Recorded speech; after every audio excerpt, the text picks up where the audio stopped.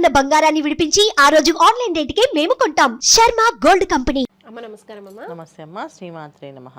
అమ్మ చాలా మంది ఇళ్లలో మనం చూస్తూ ఉంటాము, కొంతమంది కృష్ణుడి విగ్రహాలు పెట్టుకుంటూ ఉంటారు, లేదంటే కృష్ణుడి వాల్ పేపర్స్ ఫొటోస్ చూస్తూ ఉంటాం, రాధా కృష్ణుల ఫొటోస్ కూడా చూస్తూ ఉంటాం. పెళ్ళిళ్ళు ఇంకా అలాగే గృహప్రవేశాలు అయినప్పుడు కూడా చక్కగా ఇంత పెద్దగా రాధాకృష్ణుల ఫొటోస్ విగ్రహాలు గిఫ్ట్స్ కూడా ఇస్తూ ఉంటారు. అయితే కొంతమందికి డౌట్ ఉంటుంది, నిజానికి రాధాకృష్ణుల ఫొటోస్ కావచ్చు, అంతంత పెద్ద విగ్రహాలు కావచ్చు ఇళ్లలో పెట్టుకోవచ్చా అని మీరేం చెప్తారు? విగ్రహాలు అంటే ఏంటన్నా, ఇప్పుడు కట్టుతున్న మట్టితో చేసిన బొమ్మలు తయారు చేస్తున్నా, వాటిని బొమ్మల కింద వస్తాయి, వాటిని విగ్రహాల కింద రారు. ఓకే. సో మట్టి బొమ్మలుతో చేసుకునేవి అలంకరణ అంటారు. ఇవి అలంకరణ వస్తువులు అంటారు వాటిని.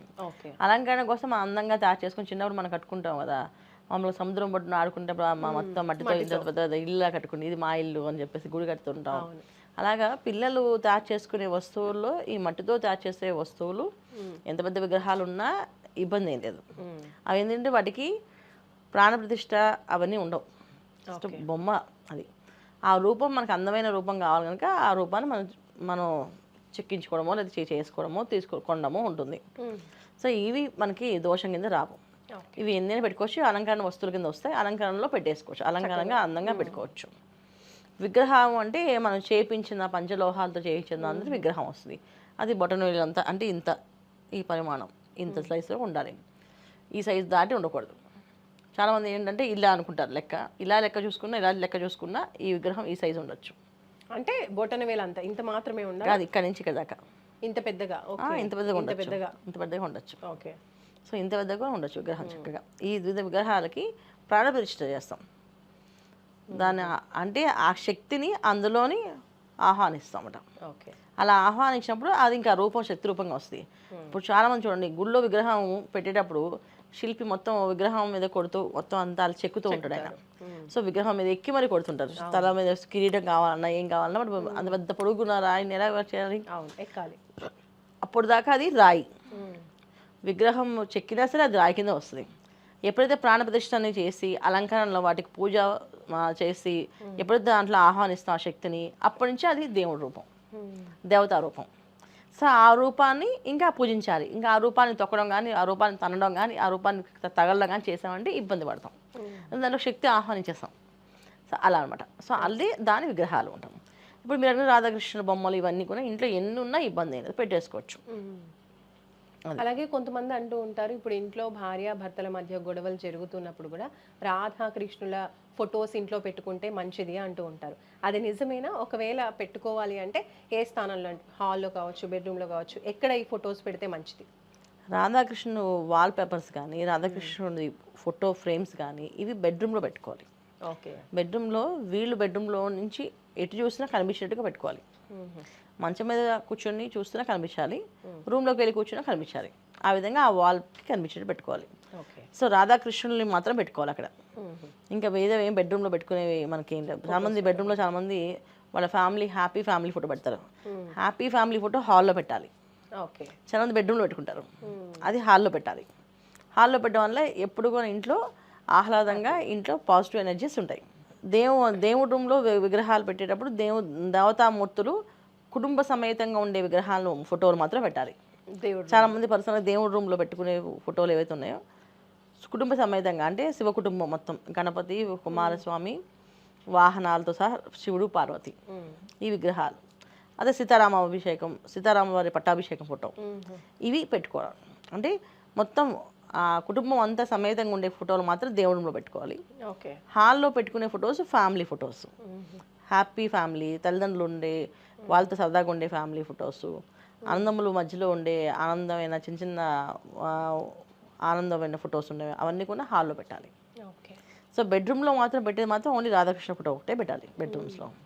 అలాగే కొంతమంది పిల్లలు పుట్టాలి అని చెప్పేసి, లేదంటే కృష్ణుడి లాంటి అందమైన బాలకృష్ణుడు పుట్టాలి వచ్చే బాబు అనుకుంటూ కూడా విగ్రహాలు కావచ్చు, ఫోటోలు కావచ్చు పూజిస్తూ ఉంటారు. అలాంటి వాళ్ళు చిన్న కృష్ణుడి విగ్రహాలు తెచ్చి దేవుడి రూమ్లో పెట్టుకొని కూడా పూజిస్తూ ఉంటారు. ఇంకా కృష్ణుడి ఫోటోల్ని కూడా ఇంట్లో పెట్టుకుంటారు. అలా కూడా పెట్టుకోవచ్చా? అలా ఆ ఉద్దేశంతో పెట్టుకున్నప్పుడు కృష్ణుడి ఫోటోని ఎక్కడ పెట్టుకోవచ్చు ఇంట్లో? అంటే కడుపుతో ఉన్నప్పుడు పెట్టుకోవచ్చు నాన్న. బెడ్రూమ్లో తను కడుపుతో ఉన్నప్పుడు ఉండేలాగా. అప్పుడు కనిపించేటట్టు నాకు ఇలా ఈ రూపంలో, ఈ మోహన రూపంలో కావాలని చెప్పి పెట్టుకోవచ్చు. కడుపుతో ఉన్నప్పుడు మాత్రం పెట్టుకోవాలి. ఓకే. సో అంటే తనకు ప్రెగ్నెన్సీ వచ్చిన తర్వాత పెట్టుకోవాలి ఫోటోని. అంతవరకు రాధాకృష్ణ ఫోటో తప్ప ఇంకేం పెట్టుకోవాలి బెడ్రూమ్లో. సో అది తర్వాత హాల్లో మీరు ఇంకా విగ్రహాలు పూజించడం, చిన్న చిన్న విగ్రహాలను తెచ్చి పూజించుకోవడం అని పూజ రూమ్లో పెట్టి పూజిస్తాం. దాంట్లో పూజించవచ్చు, దానికి ఏ దోషం లేదు, హ్యాపీగా పూజించవచ్చు. ఓకే. అయితే ఈ పూజా విధానం, పూజ ఈ విషయాలన్నీ కూడా ఏంటంటే మన మనసుకు సంబంధించింది. అవును.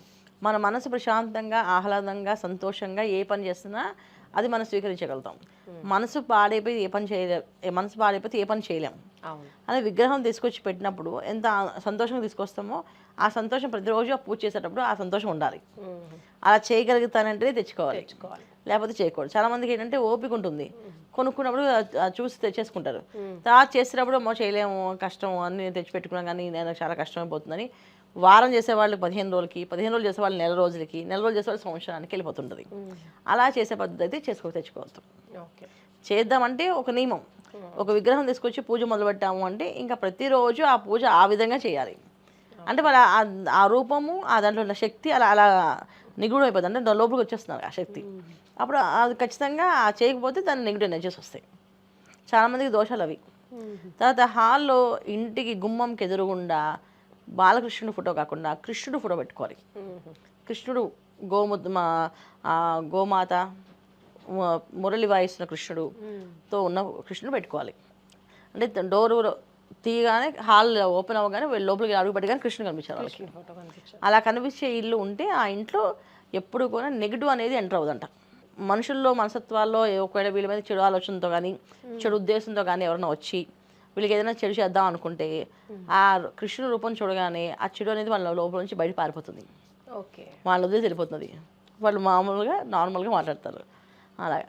సో ఎంతటి ఆవేశంతో వచ్చినా ఆ రూపాన్ని చూడగానే ఆవేశం తగ్గిపోతుంది, శాంతంగా అయిపోతారు. అందుకని కృష్ణుడిని హాల్లో పెట్టాలి. సో బయటికి వెళ్ళేటప్పుడు మనం ఎప్పుడు కూడా గణపతిని చూసి వెళ్ళాలి. సో మనం బయట ఇంటి లోపల అంటే హాల్లో కృష్ణుడిని డోర్ ఓపెన్ చేయగానే కనిపించేటట్టు పెట్టాలి. డోర్ పైన కానీ డోర్ పక్కన కానీ. బయటకు వెళ్తున్నప్పుడు గణపతిని దండం పెట్టుకొని వెళ్ళేటట్టు, ఎటువంటి విఘ్న ఆటంకాలు కలగకుండా చక్కగా వెళ్ళి పనులు అయిపోతుంటాయి. అది ఇలా అలంకరణ చేసే వస్తువులు పెట్టాల్సింది. ఓకే అమ్మా, ధన్యవాదాలు. నమస్తే అమ్మా, శ్రీమాత్రే నమః. సో చూస్తున్నారు కదండి, చాలామంది ఇళ్లలో దేవుడి ఫోటోల్ని పెట్టుకుంటూ ఉంటారు ఒక్కో స్థానంలో. అయితే ఏ ప్లేసెస్లో పెట్టుకోవాలి? ఇప్పుడు కృష్ణుడి విగ్రహాలు ఎక్కువగా, కృష్ణుడి ఫొటోస్ ఎక్కువగా పెట్టుకుంటూ ఉంటారు. సో భార్యాభర్తల మధ్య సమస్యలు ఉన్నవాళ్ళు చక్కగా బెడ్రూమ్లో కనుక కృష్ణుడు, రాధ కలిసి ఉన్నటువంటి ఫొటోస్ని పెట్టుకుంటే కనుక గొడవలు లేకుండా భార్యాభర్తలు చాలా సంతోషంగా ఉంటారు అని అమ్మ మనకు తెలియజేస్తున్నారు. అలాగే కృష్ణుడి అంటే సింగిల్గా కృష్ణుడి ఫోటోని డోర్ ఓపెన్ చేయగానే ఎదురుగా కనిపించేలాగా, వచ్చిన వాళ్ళకి కనిపించే విధంగా పెట్టుకుంటే కూడా చాలా మంచిది అని తెలియజేస్తున్నారు. కాబట్టి మీరు కూడా తప్పకుండా పాటించి చూడండి.